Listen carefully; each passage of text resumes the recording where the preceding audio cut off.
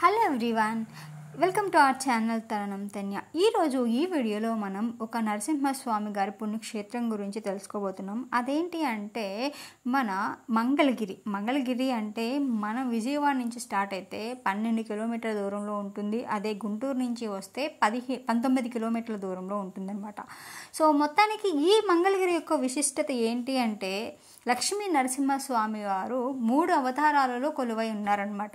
అది ఎలా అంటే శాంతి స్వరూపంలో ఉన్న లక్ష్మీ నరసింహస్వామి టెంపుల్ ఈ కొండ కింద దిగువ భాగంలో ఉంటుంది. అదే కొండ పైన వచ్చేసి మన పానకాల స్వామి ఉంటారు.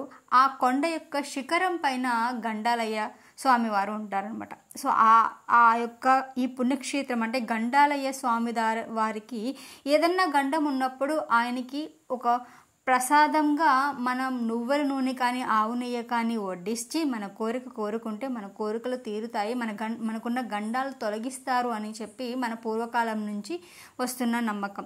అది మరి అక్కడికి ఎలా వెళ్ళాలి, ఎలా వెళ్ళాము అనేది ఈరోజు ఈ వీడియోలో మనం తెలుసుకోబోతున్నాం. సో ముందుగా కొండ కింద లక్ష్మీ నరసింహస్వామి టెంపుల్ ఉంటుంది. అక్కడి నుంచి 2 కిలోమీటర్ల దూరంలో ఘాట్ రోడ్డు ఉంటుంది. ఘాట్ రోడ్డు నుంచి వెళ్ళిన తర్వాత పానకాల స్వామి టెంపుల్ ఉంటుంది. పానకాల స్వామి టెంపుల్కి ఆపోజిట్లో ఇలా గండాలయ్య స్వామి వారి దేవాలయంకి దారి అన్నట్టుగా రాసి ఉంటుందన్నమాట. అక్కడి నుంచి మనం బయలుదేరితే ఆ తర్వాత అంతకుముందు అయితే రాళ్లతో ఉండేదట, ఇప్పుడు కొంచెం మెట్లు కట్టేసి ఉన్నాయి. సో ఆ మెట్ల మార్గం నుంచి మనం నడుచుకుంటూ వెళ్తూ ఉంటే మనకి 469వ మెట్టు దగ్గర శంకు చక్రాలతో ఉంటుంది. అక్కడ మనం కొంచెం పూజలు చేసుకోవచ్చు. సో ఇక్కడ కొన్ని స్నిప్పెట్స్ అటాచ్ చేస్తున్నాను అనమాట. అంటే అక్కడ ఉన్న ఫొటోస్, మెట్లు యొక్క దారి ఎలా ఉంటుంది ఏంటి అని చెప్పేసి కొన్ని ఫొటోస్ అనేది మీ రిఫరెన్స్ కోసం తీశాను. సో అవి మీకు ఇక్కడ అటాచ్ చేస్తున్నాను అనమాట. సో మొత్తానికి అయితే అక్కడ 744 మెట్లు వరకు ఉంటాయి. చూస్తుంటే ఫస్ట్ టైం అనమాట మేము ఆదివారం అమావాస్య రోజు వెళ్ళాము. చాలామంది జనాలు ఉన్నారండి. సో ఈవెన్ దర్శనం కోసం అంటే అఖండ దీపం వెళ్ళడం కోసం చాలా క్యూ ఉంది. ఇంకా అక్కడి నుంచి ఊరు చూస్తుంటే మంగళగిరి చూస్తుంటే చాలా ఆనందంగా, పైగా ఆ తుఫాన్ ఎఫెక్ట్ ఏమో చాలా చల్లగా ఉంది, వేడి లేదు, అంటే ఎండ లేదు, చాలా ప్రశాంతంగా, చాలా మంచి గాలి, స్వచ్ఛమైన గాలి పీల్చుకున్నామని చెప్పుకోవచ్చు. మీరు ఇక్కడ చూస్తున్నారు కదా, చూడండి క్యూ లైన్ ఎలా ఉండిందో, ఎంత కిక్కిరిసిపోయి ఉన్నారంటే ఆ రోజు అమావాస్య అవ్వడం వల్ల. మీరు ఇంకా పైకి చూస్తున్నారు కదా, సో ఆ పైన ఉంటుంది అనమాట అఖండ దీపం వెళ్ళడం కోసం ఇక్కడ జనాలు అనేవాళ్ళు ఇంకా క్యూ లైన్లో వెయిట్ చేస్తూ ఉన్నారు. సో ఫస్ట్ టైం ఇంతవరకు ఏ రోజు కూడా ఇంత క్యూ అనేది లేదట. సో అక్కడ ఉన్న వాళ్ళు చెప్తూ ఉన్నారు. సో ఈ రోజైతే చాలామంది క్యూ ఉన్నారని చెప్పి చెప్తున్నారనమాట. ఇలా వెళ్ళిపోయి ఆ ప్రదక్షిణ అంటే ఒక చుట్టూ తిరిగేసి వచ్చిన తర్వాత ఇక్కడ అఖండ దీపంకి మనం అంటే ఇప్పుడు నువ్వుల నూనె కానీ ఆవు నెయ్యి కానీ మనం ప్రసాదంగా మనము వడ్డిస్తూ ఉంటాము. సో ఈ పురాణం కోసం వెళ్తే ఏంటంటే మన పాండవులలో ధర్మరాజు ఈ జ్యోతిని వెలిగించారని చెప్పి, ఇక్కడైతే నరసింహస్వామి సంబంధించిన ఏ విగ్రహాలు ఉండవండి.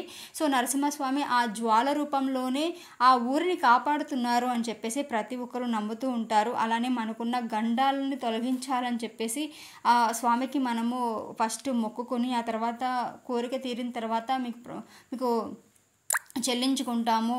అంటే నువ్వుల నూనె కానీ ఆవు నెయ్యి కానీ అని చెప్పేసి మనం మొక్కుకుంటే మన గండాలను తొలగిస్తారు అని చెప్పి అక్కడున్న భక్తులు నమ్ముతూ ఉంటారనమాట. సో మీరు చూస్తున్నారు కదా ఎంతమంది జనాలు. ఈ అంటే అఖండ దీపం బ్యాక్ సైడ్లో ఏమైనా పూజ చేసుకోవాలంటే, ఏదైనా అఖండ దీపం పెట్టాలి అని వాళ్ళు మొక్కుకున్న మొక్కులు తీర్చడం కోసం ఇలా పెడుతూ ఉన్నారు. మరి భక్తులు పోస్తున్న నూనె అంతా వస్తూ ఉంటుంది కాబట్టి ఇక్కడ ఇలా అరేంజ్ చేశారనమాట. అంటే వేస్ట్ కాకుండా, కింద పడకుండా ఇక్కడ కొన్ని డ్రమ్స్ పెట్టారు. అక్కడ నుంచి చిన్నగా వస్తూ ఉంటుంది. వచ్చేసి ఫస్ట్ ఇక్కడ కవర్లో ఫస్ట్ వస్తుంది. ఆ కవర్ నిండిపోయిన తరువాత ఆ నూనె కాస్త ఆ డ్రమ్స్లోకి ఫిల్ అయిపోతుంది అనమాట. అప్పటికి మేము వెళ్ళినప్పటికీ 3 డ్రమ్స్ ఫిల్ అయిపోయినాయి.